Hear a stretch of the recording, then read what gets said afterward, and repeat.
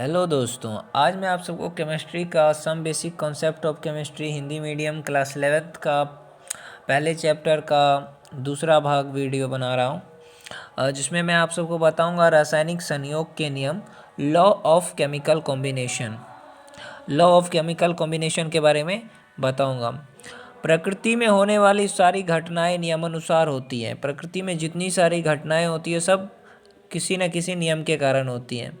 और रासायनिक अभिक्रिया जो रसायन विज्ञान की रीढ़ है, कुछ निश्चित नियम के अनुसार होती है। जो रासायनिक अभिक्रिया है उसी को रसायन विज्ञान की रीढ़ कहते हैं। तो वो कुछ निश्चित नियम के अनुसार चलती है और उसी नियम को क्या कहते हैं? रासायनिक संयोग के नियम कहते हैं। तो पहला नियम क्या है? पदार्थ की अनश्वरता का नियम, law of conservation of matter. तो इस नियम को 1774 में लेवोजर नाम के एक साइंटिस्ट ने दिया था। तो ये नियम क्या कहता है पहले समझो। पदार्थ की अनश्वरता का नियम क्या कहता है? पदार्थ की अनश्वरता का नियम ये कह रहा है कि लॉ, इसको कहते हैं law of conservation of matter, कि सभी रासायनिक या भौतिक परिवर्तनों में अभिकर्मकों का कुल द्रव्यमान प्रतिफलों के कुल द्रव्यमान के बराबर होता है। समझ गए? कि सभी रासायनिक या भौतिक परिवर्तनों में अभिकर्मकों का कुल द्रव्यमान प्रतिफलों के कुल द्रव्यमान के बराबर होता है। अतः किसी भी भौतिक या रासायनिक परिवर्तन में पदार्थ का कुल द्रव्यमान अपरिवर्तित होता है। दूसरे शब्दों में ये सोचो कि पदार्थ अनश्वर होता है, पदार्थ नष्ट नहीं किया जा सकता है। किसी भी रासायनिक अभिक्रिया के फलस्वरूप पदार्थ का ना तो नाश होता है और ना ही निर्माण होता है। यानी कुछ भी हो जाए, रासायनिक अभिक्रिया हो जाए, पदार्थ का नाश नहीं होता है, पदार्थ परिवर्तित हो जाता है। जैसे कि आप यहाँ पे देख सकते हो, ए ग्राम एक पदार्थ, दूसरा बी ग्राम, ये सी ग्राम, ये डी ग्राम, दोनों का वेट एक जैसा ही होगा। इसको एक उदाहरण के द्वारा मैंने यहाँ पे बताया है। 4.2 ग्राम हाइड्रोजन कार्बोनेट की अभिक्रिया 10 ग्राम एसिटिक अम्ल से कराने पे 2.2 ग्राम CO2 मुक्त होकर वायु में चली जाती है।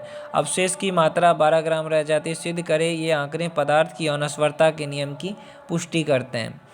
तो सबसे पहले अभिक्रिया के पूर्व देखते हैं। इतना सोडियम हाइड्रोजन कार्बोनेट और एसिटिक अम्ल का कुल द्रव्यमान, तो 4.2 ग्राम प्लस एसिटिक अम्ल कितना, 10.0। अभिक्रिया के पहले कितना था? इतना था। अब अभिक्रिया के पश्चात क्या होता है कि कार्बन डाइऑक्साइड मुक्त होकर वायु में चली जाती है और अवशेष का कुल द्रव्यमान कितना होता है? इतना होता है। तो कार्बन डाइऑक्साइड कितना मुक्त होकर जाती है? 2.2 ग्राम। और अवशेष कितना? तो जितना पहले था इसका द्रव्यमान उतना बाद में भी है। अभिक्रिया के पहले भी उतना द्रव्यमान था, अभिक्रिया के बाद में भी उतना द्रव्यमान है। तो ये जो नियम है वो पदार्थ की अनश्वरता के नियम के अनुरूप है कि अभिक्रिया के पूर्व भी द्रव्यमान उतना ही था और अभिक्रिया के पश्चात भी द्रव्यमान उतना ही था।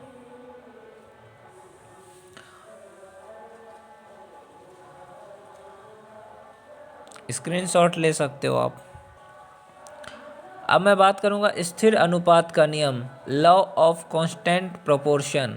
इस नियम का प्रतिपादन 1799 में प्राउस्ट ने किया था। एक रासायनिक यौगिक में एक ही प्रकार के तत्व भार के विचार से हमेशा एक निश्चित अनुपात में परस्पर संयुक्त होते हैं। उदाहरण के लिए जल को हम किसी भी स्रोत से लें, नदी से, समुद्र से, कुआं से, कहीं से भी लें, तो हम पाएंगे कि इसके अवयवी तत्व हमेशा हाइड्रोजन और ऑक्सीजन है। क्योंकि जल को कहीं से भी लो, कुआं से लो, तालाब से लो, तो उसमें हाइड्रोजन ऑक्सीजन ही होगा ना। और इसमें हाइड्रोजन ऑक्सीजन के भार का अनुपात हमेशा 1:8 होगा, चाहे कहीं से भी वो जल आप लेके आओ। कार्बन डाइऑक्साइड में हमेशा कार्बन और ऑक्सीजन रहते हैं। इसमें कार्बन और ऑक्सीजन के भारों का अनुपात सदैव 3:8 रहता है। यह अनुपात कार्बन डाइऑक्साइड के बनाने की विधि या उसके स्रोत पर निर्भर नहीं करता है। चलो इसका भी एक उदाहरण देख लेते हैं। किसी प्रयोग में इतना ग्राम 0.3915 ग्राम कार्बन 1.0436 ग्राम ऑक्सीजन से संयोग कर कार्बन डाइऑक्साइड बनाता है। तो एक दूसरे प्रयोग में इतना ग्राम कार्बन और इतना ऑक्सीजन संयोग कर कार्बन डाइऑक्साइड बताता है। तो बताइए कि ये स्थिर अनुपात के नियम की पुष्टि करता है। तो पहला प्रयोग हम देखते हैं। तो पहला प्रयोग में क्या होता है, इतना ग्राम कार्बन जो है इतना ऑक्सीजन से संयोग करता है, इसलिए 1 ग्राम, तो 1 ग्राम इतना हो जाएगा। कार्बन और ऑक्सीजन का भार कितना हो गया, फिर 1 अनुपात इतना। फिर दूसरा प्रयोग में क्या है, 0.5499 ग्राम इतने से संयोग करता है, तो 2 तो इसका भी हो जाएगा 2.6।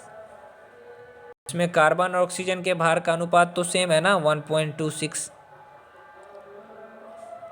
तो ये जो है स्थिर अनुपात के नियम का पालन करता है। तीसरा आपका है खनिज नमक में 60.67% क्लोरीन रहता है तथा समुद्र के जल से प्राप्त नमक के इतने ग्राम में क्लोरीन रहता है। बताएं कि यह करें किस प्रकार स्थिर अनुपात के नियम को सत्यापित करते हैं। खनिज नमक में सोडियम का द्रव्यमान कितना है, 100 में से चला गया 60.67 क्लोरीन, तो ये आ गया क्लोरीन का द्रव्यमान। क्लोरीन का द्रव्यमान दिया है, सोडियम का द्रव्यमान निकाल लीजिए 100 में से इतना करके। तो 39 क्या कह रहा है, 39.33 ग्राम सोडियम से इतना क्लोरीन जो है वो संयोग करता है, इसीलिए 1 ग्राम सोडियम से तो 1 ग्राम का निकल गया। फिर समुद्री नमक की बात करूं तो सोडियम का द्रव्यमान निकालना है। तो समुद्री नमक में दिया है सोडियम का 0.40 माइनस इतना क्लोरीन रहता है, तो क्लोरीन से घटा दो तो इतना हुआ, तो क्लोरीन का द्रव्यमान निकल गया 0.243। अब क्या करना है, यहाँ पे इतना सोडियम से इतना क्लोरीन संयोग करता है तो 1 ग्राम, तो 1 ग्राम निकाल लिया आपने। इस प्रकार आप पाते हैं कि दोनों में 1:1.54 है, दोनों में सेम है, यानी ये स्थिर अनुपात नियम जो सरल अनुपात में उसकी पुष्टि करता है। अब आता है गुणित अनुपात का नियम, लॉ ऑफ मल्टीपल प्रोपोर्शन। इस नियम का प्रतिपादन किसने किया था, जॉन डाल्टन ने किया था। जब दो तत्व परस्पर संयोग कर दो या दो से अधिक यौगिक बनाते हैं, तब उनमें एक तत्व के विभिन्न भार जो दूसरे तत्व के एक निश्चित भार से संयोग करते हैं परस्पर सरल अनुपात में होते हैं। इस नियम का अर्थ है निम्नलिखित उदाहरणों से स्पष्ट हो जाएगा।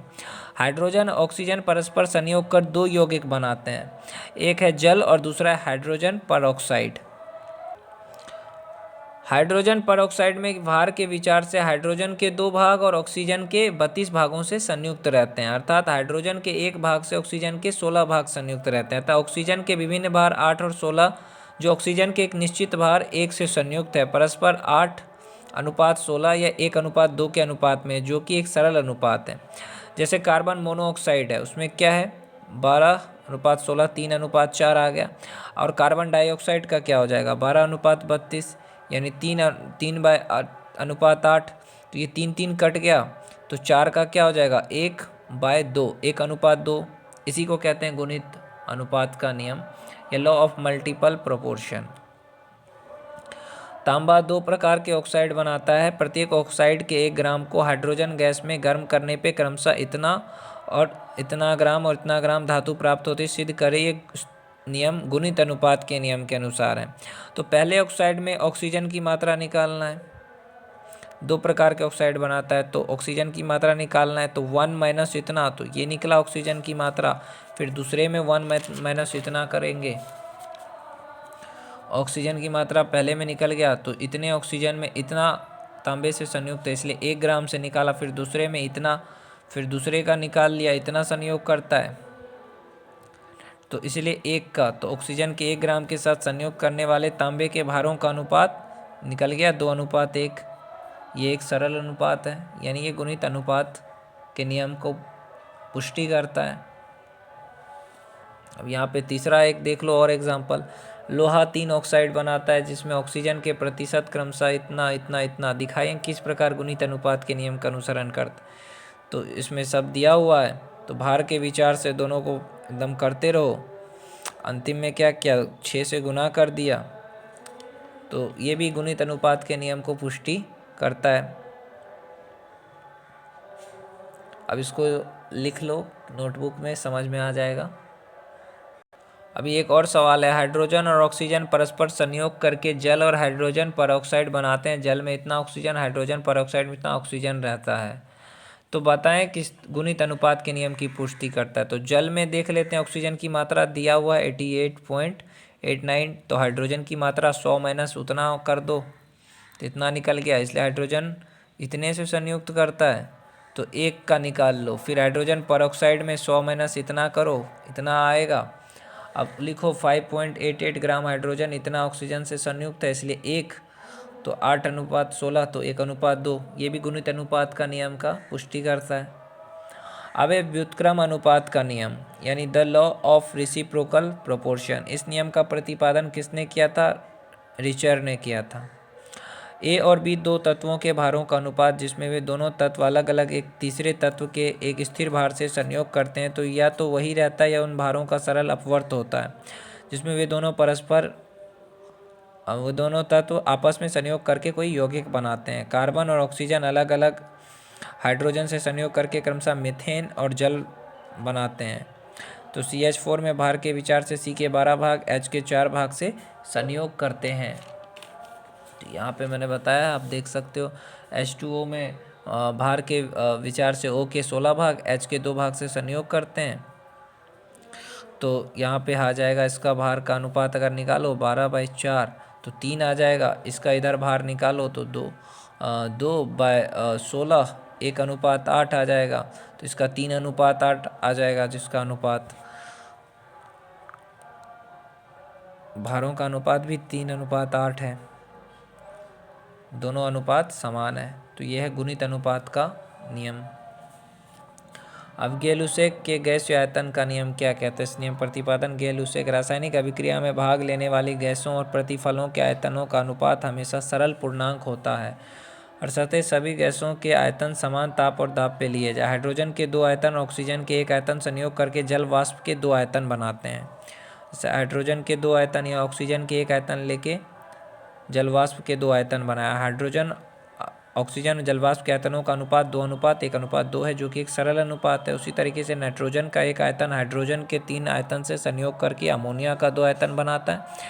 नाइट्रोजन का 1 आयतन, इसका हाइड्रोजन का 3 आयतन, तो इसका अमोनिया का 2 आयतन, तो ये भी एक सरल अनुपात बनाता है।